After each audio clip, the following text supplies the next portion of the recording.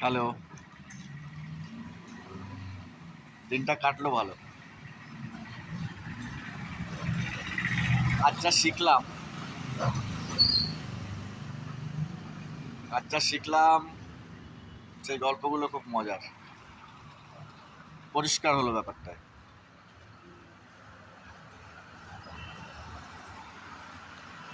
মিথ্যা যদি নিজের মনে উদয় হতে থাকে তাহলে দুঃখের কোনো শেষ থাকবে না।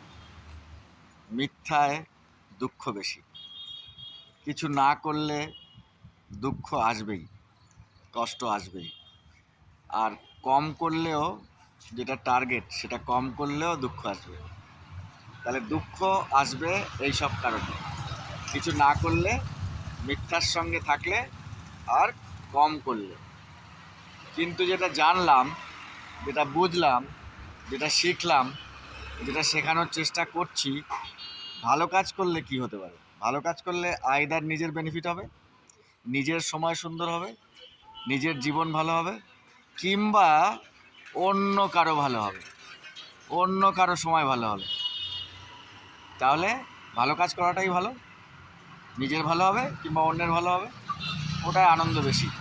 তাই চেষ্টা করা উচিত কিছু ভালো কাজ করার, কিছু ভাবনা ভালো থাকার।